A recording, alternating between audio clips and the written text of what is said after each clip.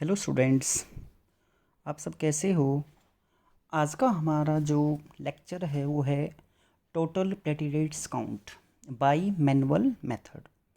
That means कि हम जो प्लेटिलेट काउंट है वो मैनुअल मेथड से कैसे करेंगे उसके बारे में हम आज डिस्कस करेंगे। जो प्लेटलेट्स काउंट है इसका हमारा मेन एम होता है कि कोई ब्लीडिंग डिसऑर्डर है किसी को वो चेक करते हैं, या जो सर्जरी होती है सर्जरी से पहले ये टेस्ट किया जाता है, या कोई थ्रोम्बोसाइटोपेनिक प्रॉब्लम है उनको चेक करने के लिए ये टेस्ट परफॉर्म किया जाता है। इसका जो मेथड होता है वो मैनुअल मेथड, वो टू टाइप से हम करते हैं। एक होता है माइक्रो डाइल्यूशन मेथड, एक होता है मैक्रो डाइल्यूशन मेथड। ये दो जो टेक्निक होती है, इन दो टेक्निक के द्वारा हम लेबोरेटरी में मैनुअल मेथड के द्वारा प्लेटलेट्स काउंट करते हैं। जो इसमें पहला जो मेथड होता है उसका नाम है माइक्रो डाइल्यूशन मेथड। ये जो मेथड होता है माइक्रो डाइल्यूशन मेथड, इसमें हम शॉर्ट टाइम में प्लेटलेट्स काउंट करके रिपोर्ट को परफॉर्म कर देते हैं। इसके लिए जो हमें रिक्वायरमेंट की ज़रूरत पड़ती है, जो हमें इक्विपमेंट चाहिए, वो हमारे पास होना चाहिए। Number 1, RBC pipette. RBC pipette जो होती है उसी में ही ये टेस्ट परफॉर्म किया जाता है। उसमें जो मार्किंग होती है, जो उसमें कुछ अमाउंट जो हमें उसमें सैंपल और फ्लूइड लेते हैं वो होता है 0.5 mark and 1 mark and 11 mark. तो वो मार्किंग होती है। उस 0.5 मार्क तक हम वहाँ पे सैंपल लेते हैं और 101 मार्क तक लेते हैं, वहाँ पे हम फ्लूइड लेते हैं। इसके बाद हमें चाहिए माइक्रोस्कोप, जो यूजुअली लेबोरेटरी में होता है। उस माइक्रोस्कोप में हम इसको हाई पावर में टेस्ट करेंगे। इसके बाद हमारे पास होना चाहिए काउंटिंग चैम्बर। काउंटिंग चैम्बर का फुल फॉर्म होता है, इसमें पूरा नाम लेविस इम्प्रूव्ड न्यूबार चैम्बर। इस चैम्बर में जो आरबीसी एरिया होता है, उस आरबीसी एरिया में जो 25 स्क्वायर होते हैं, और हर एक 25 को जो हर एक कॉलम होता है उसमें 16 स्क्वायर होते हैं, उसमें ये सेल्स काउंट करते हैं। उसके बाद कवर स्लिप होना चाहिए। कवर स्लिप हम चैम्बर के ऊपर रखते हैं, फिर उसमें चार्ज करते हैं, जो हमारा सॉल्यूशन बनेगा उसको उसमें लेंगे। फ़िल्टर पेपर हमारे पास होना चाहिए। एक मॉइस्ट चैम्बर हमारे पास होना चाहिए। अगर ओवरफ्लो होता है तो हम फ़िल्टर पेपर का वहाँ पे यूज़ करेंगे। और इसके बाद हमारे पास जो है इसका और भी डिफरेंट रिक्वायरमेंट्स होती हैं, जैसे ईडीटी ब्लड है, वो सब हमारे पास रेडी हैं। इसका मेन प्रिंसिपल होता है कि जो ये नॉन जो ब्लड होता है उसको हम नॉन डाइल्यूटिंग फ्लूइड में मिक्स करते हैं, और मिक्स करने के बाद एक प्रॉपर वहाँ पे डाइल्यूशन बनता है 1:200 डाइल्यूशन। जो नॉन डाइल्यूशन होता है उसको हम फिर न्यूबार चैम्बर में चार्ज करके काउंटिंग करते हैं, और काउंटिंग करने के बाद हम उसमें कैलकुलेशन करते हैं। इसका एक फ्लूइड होता है जिसको बोलते हैं प्लेटिलेट डाइल्यूटिंग फ्लूइड, और दूसरा नाम है प्रोकेन हाइड्रोक्लोराइड डाइल्यूटिंग फ्लूइड। इसमें प्रोकेन हाइड्रोक्लोराइड होता है, सोडियम क्लोराइड, डिस्टिल वाटर। ये वाला हम फ्लूइड यहाँ पे यूज़ करते हैं, और इसके साथ ही हम जो है ब्लड को डाइल्यूट करते हैं। इसके बाद इसका जो प्रोसीजर होता है, जो उस प्रोसीजर में हम क्या करेंगे, सबसे पहले जो हम आरबीसी पिपेट लेंगे उसको अच्छी तरीके से हम पहले वॉश करेंगे, फिर उसको ड्राई करेंगे, और ड्राई करने के बाद जो हमारे पास ईडीटीए ब्लड होता है, ईडीटीए ब्लड को लेंगे हम 0.5 मार्क तक। 0.5 मार्क लेने के बाद जो बाहर का ब्लड है उसको वाइप आउट करते हैं ड्राई कॉटन से, टिश्यू पेपर से, ताकि वो ब्लड अंदर फ्लूइड में ना चला जाए।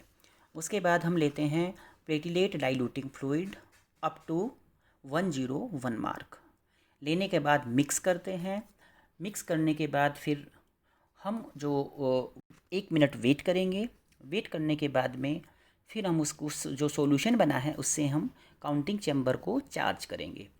चार्ज करने के बाद हम 20 to 30 मिनट तक सेल्स सेटल डाउन होने के लिए हम उसको रख देंगे, बाहर इंक्यूबेट करेंगे उसको हम मॉइस्ट चैम्बर में।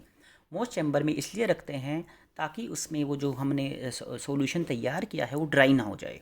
ड्राई हो जाएगा तो हम सेल्स काउंट नहीं कर पाएंगे वहाँ पे। जब वो हमारा टाइम कंप्लीट हो जाता है, फिर हम सारे सेल्स को काउंट करेंगे आरबीसी एरिया में। आरबीसी एरिया में काउंट करने के बाद सबको सेल्स को हम ऐड करेंगे, जो सेल्स हमने उसमें काउंट किए हैं। उसके बाद हम कैलकुलेशन करेंगे। कैलकुलेशन में जो हमारा फॉर्मूला होता है वो होता है number of cells into dilution factor into depth factor into total area count. मतलब हमारा जो काउंटिंग एरिया है उसमें हम वहाँ पे लिखेंगे कि हमने कितने एरिया में वो काउंट किया है।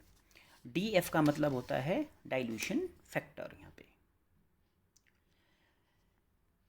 इसके बाद है इसकी नॉर्मल रेंज। जो प्लेटलेट्स होता है वो नॉर्मल जो उसकी वैल्यू होती है वो होती है 1.5 to 4 lakhs पर क्यूबिक mm। ये नॉर्मल होता है। अगर इससे कम होगा तो भी प्रॉब्लम होगी पेशेंट को, इससे ज़्यादा होगा तो भी पेशेंट को प्रॉब्लम होगी। यानी कि इन दोनों के बीच में प्लेटलेट काउंट आना चाहिए। सोर्स ऑफ एरर, इसमें क्या मिस्टेक्स होते हैं, जब हम टेस्ट परफॉर्म करेंगे तो वहाँ पे ब्लड अगर प्रॉपर नहीं लिया है, मार्किंग तक नहीं लिया है, या हमने क्या किया, जो उसके अंदर से कुछ ड्रॉप्स हमें डिस्कार्ड करने पड़ते हैं वो हमने नहीं किए हैं, या इसमें और भी बहुत सारे चेंज जैसे फ्लूइड प्रॉपर नहीं लिया है, तो कुछ इसमें सोर्स ऑफ एरर होते हैं जिसके कारण जो प्लेटलेट्स हैं वो उनकी मात्रा कम हो सकती है।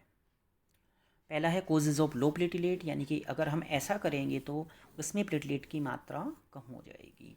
आर्टिफैक्चुअल हम कुछ गलतियां कर रहे हैं, उसके कारण जो है वहाँ पे लो प्लेटलेट्स हो सकते हैं। वहाँ पे हाइपोप्लास्टिक कंडीशंस हो सकती है। ये एक तरह से एबनॉर्मल कंडीशंस होती है जिसमें जो प्लेटलेट्स काउंट होता है वो लो हो सकता है। नेक्स्ट है कोजेज ऑफ हाई प्लेटलेट्स, यानी कि प्लेटलेट काउंट की मात्रा ज़्यादा कैसे हो सकती है, उसके क्या क्या कारण हो सकते हैं।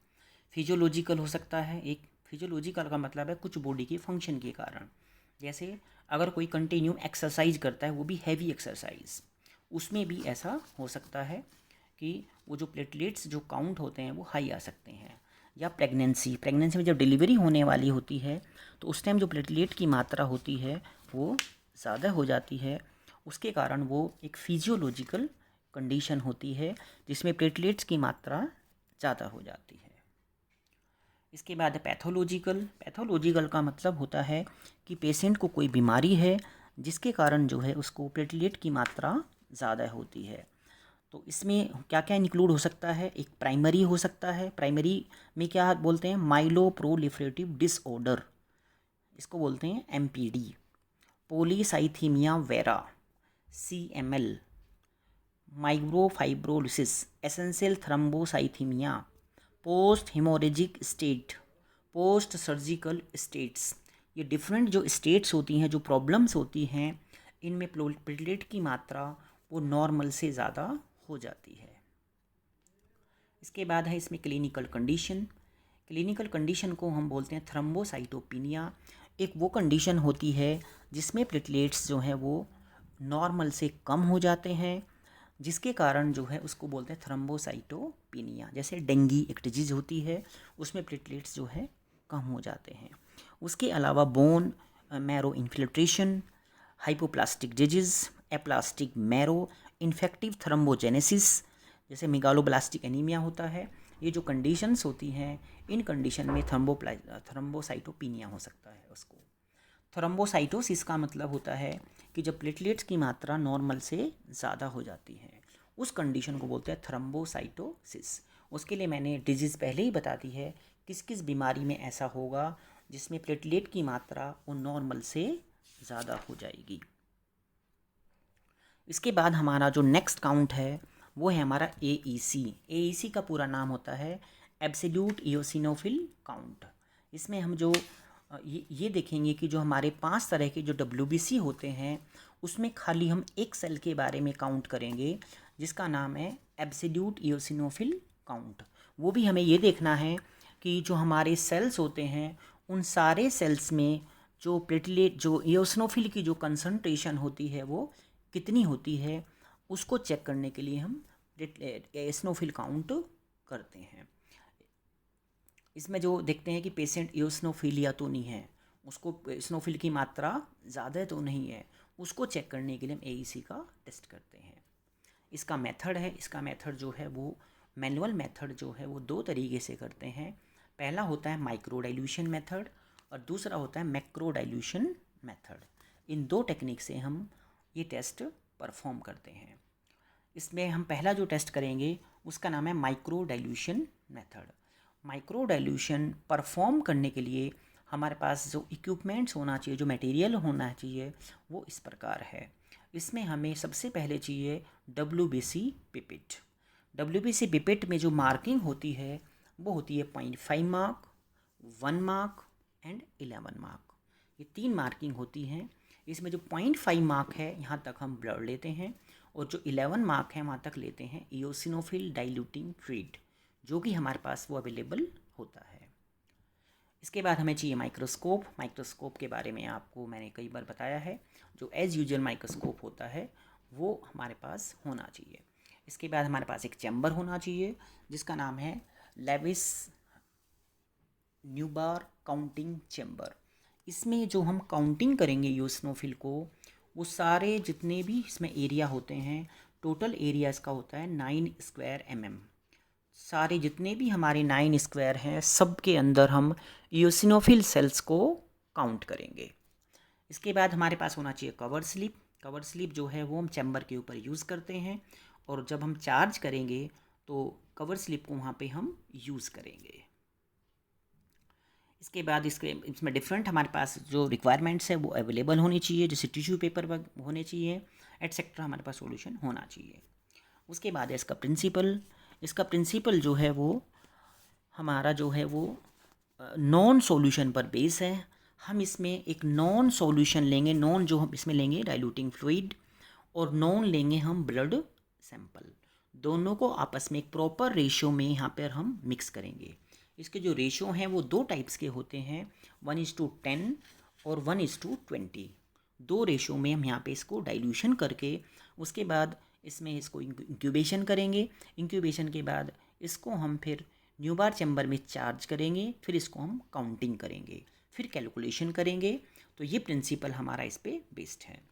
इसके बाद हमारे पास रिएजेंट होना चाहिए, एक केमिकल जिसके द्वारा हम ये टेस्ट करेंगे। उसका नाम है इओसिनोफिल डाइल्यूटिंग फ्लूइड।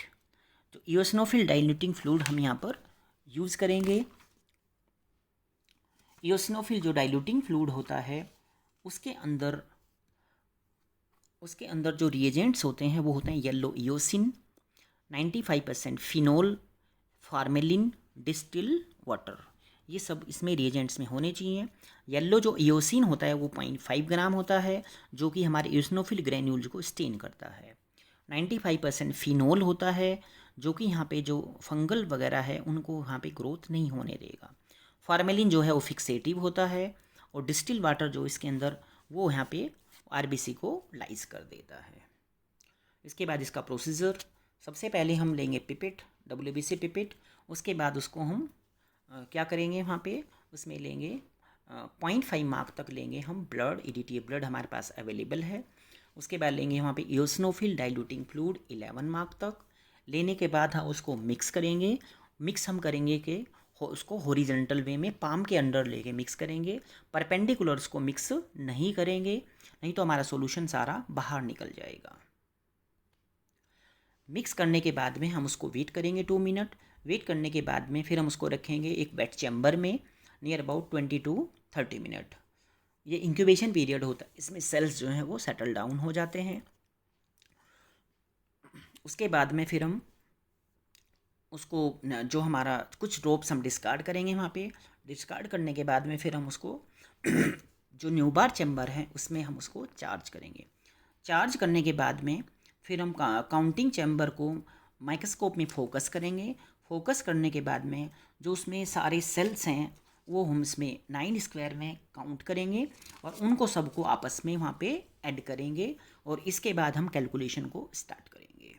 जो हमारा कैलकुलेशन होता है वो होता है number of cells into dilution factor into depth factor divide by total area count. तो हमारा जो n होता है वो नंबर ऑफ सेल्स होता है। जो हमारा डाइल्यूशन फैक्टर है वो 1:10 भी हो सकता है, 1:20 भी हो सकता है। दो डाइल्यूशन हम इसमें यूज़ करते हैं। जो डेप्थ फैक्टर है वो 0.1 होता है, उसको हम डाइल्यूशन फैक्टर को 10 बोलते हैं। टोटल जो एरिया काउंट है वो 9 होता है, उसको हम उससे डिवाइड करेंगे आगे। इसके बाद है नॉर्मल वैल्यू। नॉर्मल जो रेंज होती है वो मिनिमम जो है 40 सेल्स होते हैं टू 450 सेल्स पर क्यूबिक mm, इतना हमारा नॉर्मल रेंज होना चाहिए। इसके बाद जो हमारे कुछ यहाँ पे कुछ एरर्स हो सकते हैं, कुछ मिस्टेक्स हो सकते हैं टेस्ट करने के दौरान। जैसे हमने प्रॉपर 0.5 मार्क तक उसको नहीं लिया है जो हमने ब्लड सैंपल लिया है, या EDTA की जगह कोई दूसरे टाइप का ब्लड है, या हमने क्या किया कि जो हमें ब्लड लेना होता है वो वेनस ब्लड है, किसी ने ले लिया वहाँ पे कैपिलरी ब्लड, तो उसमें टिश्यू फ्लूइड होते हैं, उसके कारण भी हमारी रिपोर्ट ठीक नहीं आ सकती है। फ्लूइड हमें 11 मार्क तक लेना है, उससे ज़्यादा लेंगे, उससे कम लेंगे तो भी हमारा उसमें रिपोर्ट ठीक नहीं आएगा। कभी कभी क्या करते हैं 9 स्क्वायर में कोई काउंट नहीं करता है, खाली 1 स्क्वायर में काउंट करके उसको 9 से मल्टीप्लाई कर देते हैं। तो ऐसे अगर शॉर्ट प्रोसीजर हम यूज़ करेंगे तो हमारा जो काउंटिंग है वो ठीक नहीं आएगा। इसके बाद causes of high eosinophil count, यानी कि अगर किसी का इओसिनोफिल काउंट हमारा हाई आता है, नॉर्मल रेंज से ज़्यादा आता है, हमारा जो नॉर्मल रेंज है वो मिनिमम 40 सेल्स और मैक्सिमम 440 सेल्स, तो 440 से ज़्यादा अगर काउंटिंग आता है तो उस कंडीशंस में कुछ प्रॉब्लम हो सकती है, पेशेंट को डिजीज़ हो सकती है। उनके नाम है जैसे एलर्जिक डिजीज़ हो सकती है, उसको कोई पैरासाइट इन्फेक्शन हो सकता है, या उसको स्किन का डिसऑर्डर हो सकता है। कुछ पैरासाइट जो होते हैं वो होते हैं जो हमें इन्फेक्शन करते हैं, जो ऑर्गेनिजम्स होते हैं पैरासाइटिक इन्फेक्शन करते हैं, वो ये सब रीजन जो है हो सकते हैं मे बी। इसके बाद क्लिनिकल कंडीशन, ऐसी कौन सी कंडीशन होता है जिसके अंदर जो इसिनोफिल काउंट्स होते हैं वो इंक्रीज या डिक्रीज हो जाते हैं, वो है एओसिनोफिलिया। एओसिनोफिलिया एक ऐसी कंडीशन होती है जिसमें जो प्लेटलेट्स काउंट होता है, वो एओसिनोफिल काउंट जो होता है वो नॉर्मल से 440 से ज़्यादा हो जाता है, उस कंडीशन को हम एओसिनोफिलिया कहते हैं। सेकंड जो कंडीशन है वो इओसिनोपिनिया। इस्नोपिनिया का मतलब होता है कि जब इओसिनोफिल जो काउंट है हमारा वो 40 सेल्स पर क्यूबिक mm से कम हो जाता है, उसको बोलते हैं इओसिनोपिनिया। ये दोनों कंडीशन होती है। तो बच्चों इसमें हमने पढ़ा है जो 2 काउंटिंग हमने किए हैं, इसमें पहला जो काउंट था हमारा प्लेटलेट्स काउंट था, उसके बाद जो काउंट था हमारा वो इओसिनोफिल काउंट था। जो पहला हमने टेस्ट परफॉर्म किया था उसमें हमने आपको प्लेटलेट्स के बारे में पूरा प्रोसीजर, उसके बारे में रिएजेंट्स कौन सा यूज़ करते हैं, उसमें सोर्स ऑफ एरर क्या हो सकते हैं, कैलकुलेशंस यूज़ किया था। और जो सेकंड हमारा जो टेस्ट था वो एओसिनोफिल था, AEC एओसिनोफिल काउंट। उसमें हमने उसका मेथड, उसका प्रोसीजर, उसका प्रिंसिपल, उसकी calculations, normal values, clinical condition, इनके बारे में आपको बताया है। Thank you dear student.